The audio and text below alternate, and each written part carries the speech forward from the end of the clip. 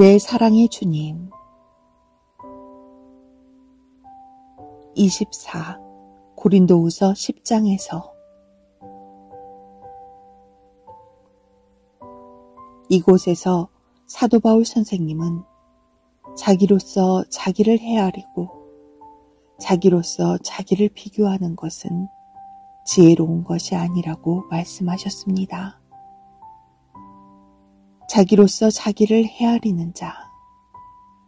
그러나 사도 바울 선생님은 주님께 속한 자로서 나의 삶을 분명하게 주장하여 주시고 함께하여 주실 주님을 헤아리는 자였습니다. 자기로서 자기를 헤아리는 자와 주님께 속하여 주님을 앙망하고 주목하고 헤아림으로 마음의 자유와 밝음을 갖는 자의 생활은 엄청난 차이가 있는 것 같습니다. 우리는 이곳에서 자기에게 속하여서 자기를 헤아리는 자가 아니라 주님께 속하여 주님을 헤아리고 그분이 허락해 주신 분량 속에서 움직여가므로 오늘 여러분의 생활이 하나님 앞에 칭찬드릴 만한 삶으로 나아갔으면 참 좋을 것 같습니다. 자기로서 자기를 헤아리는 자, 하나님 앞에 설 수 없습니다.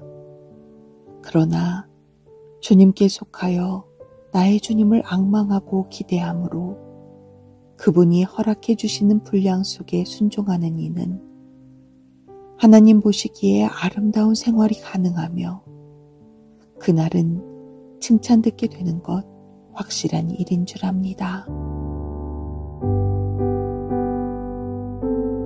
25. 고린도후서 11장에서 예수님은 물 위를 걸어오셨습니다.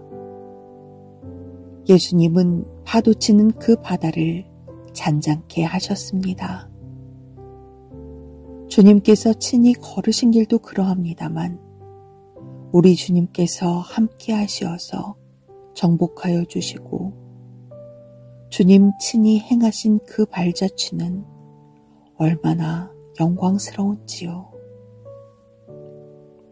고린도후서 11장은 사도 바울 선생님 한 분의 길이었습니다. 그가 당한 그 엄청난 여러 길을 말씀하고 있습니다. 그러나 그는 그러한 어려움을 능히 감당하며 넘어올 수 있었습니다. 그것은 그가 주님께 속한 자라는 것과 자신이 주님께 연합된 자라는 것과 오늘도 주님을 자기의 구주, 자기의 주님으로 뚜렷하게 앙망하는 자세 속에서 그 어려움을 때론 믿음으로 견디고 때론 인내로 버티어가면서 마침내 그의 붙드시는 은혜 속에 그러한 길들을 끝까지 이어갈 수 있었습니다. 사도행전에서 읽을 수 있는 사도 바울 선생님의 발자취도 너무 엄청납니다. 어떤 역사가 아니라 그가 걸어간 그 길들만 생각해도 정말 어려워 보입니다. 그는 그 길의 비결을 고린도후서 11장에서 우리에게 비추어 주십니다.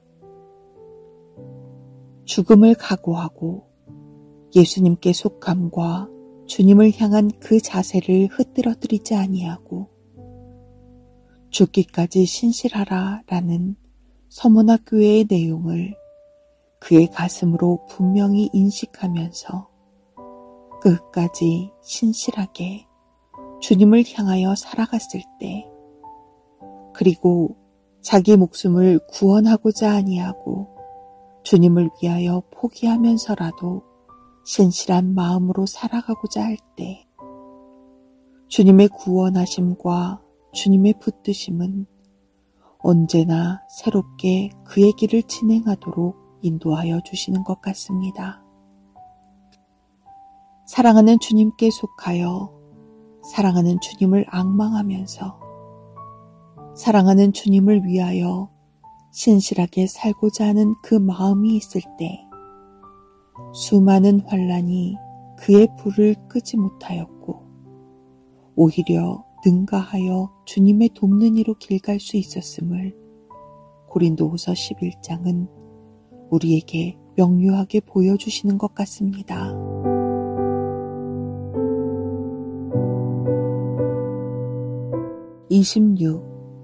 고린도후서 13장에서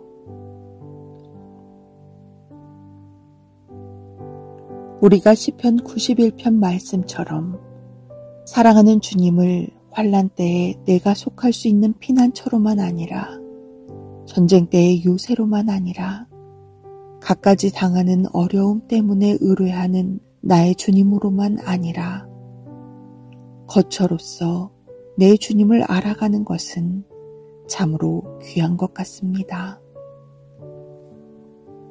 고린도후서 13장은 사도 바울 선생님이 어떤 여건이라도 나의 사랑하는 주님을 떠날 수 없음을 표현하여 주시는 마음인 것 같습니다. 아무리 약해도 주님을 떠날 수 없는 마음으로 주님 안에 믿음을 두고 있습니다. 버림받은 자 같을지라도 주님 보시기에 합하게 살고자 하는 주님을 사랑하는 마음을 보게 됩니다. 사실 고린도후서 13장은 위로부터 임하여 오는 은혜가 풍성하다거나 붙드시는 그의 손이 능력 있게 보인다는 것은 아니라도 주님을 사랑하는 마음 하나만은 정말 변함없고 뜨거움을 느낄 수 있습니다. 이것은 정말 소중한 것입니다. 내 주님을 향한 이런 정함 있는 참된 사랑의 믿음, 사랑의 속함, 그리고 버림받는다고 할지라도 끝까지 주님 보시기에 합한 자로 살고자 하는 이 강한 마음. 그곳에 보이지 않는 주님은 은밀히 이슬처럼, 보이지 않는 하나님도 은밀히 지켜보시고 베푸시는 그런 사랑으로, 보이지 않는 성령님의 역사하심도 은밀하지만 우리에게 살아있는 사귐 속에 여러분을 떠나지 아니하시고 함께 계심을 기억해 보아야 할 것 같습니다. 출애굽기 14장의 홍해 바닷가, 그 밤에 아무것도 보이는 것 없었습니다.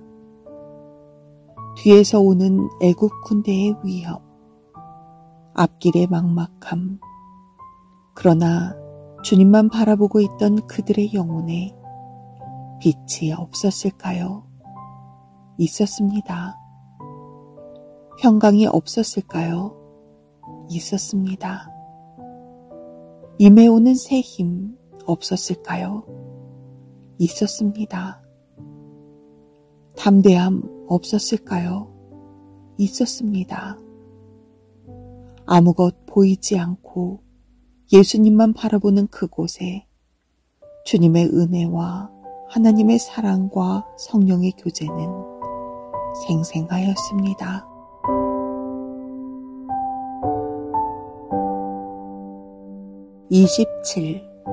시편 73편에서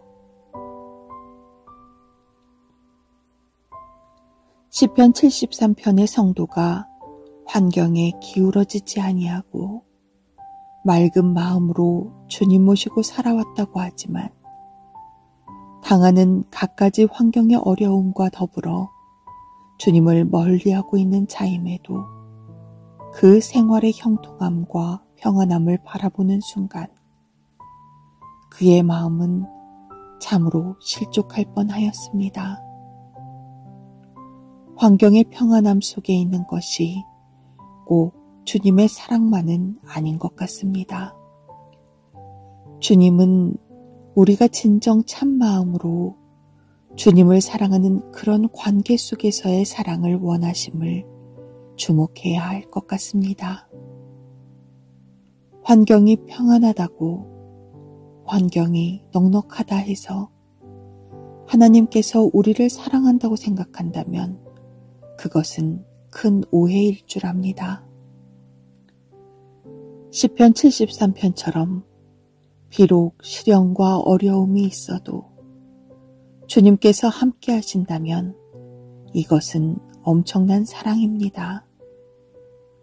비록 환경은 어려워도 주님의 빛의 이끄심이 있고 속삭여 주시는 주님의 말씀이 있다면 이것은 엄청난 사랑인 줄 압니다. 비록 가진 것은 없어도 그의 은혜 때문에 내 마음속에 주님을 사모하는 마음이 있다면 이것은 정말 값진 사랑인 줄 압니다. 비록 환경은 뒤숭숭해도 주님이 내 마음에 반석되어 주신다면 이것은 참으로 값진 사랑인 줄 압니다. 환경은 그러해도 내 영혼이 주님을 가까이 하고 주님을 사랑함으로 따르고 있다면 이것은 엄청난 사랑입니다. 오늘도 먹는 것 비록 초라한 만나 같고 입는 옷 낡아지지 않도록만 보존하여 주셔도 주님이 함께 하시고 역사하신다면 애굽의 엄청난 것을 먹고 애굽의 그 어떤 값진 것을 입는 것보다도 우리는 함께 하시는 주님의 사랑을 찬양해야 할 줄 압니다.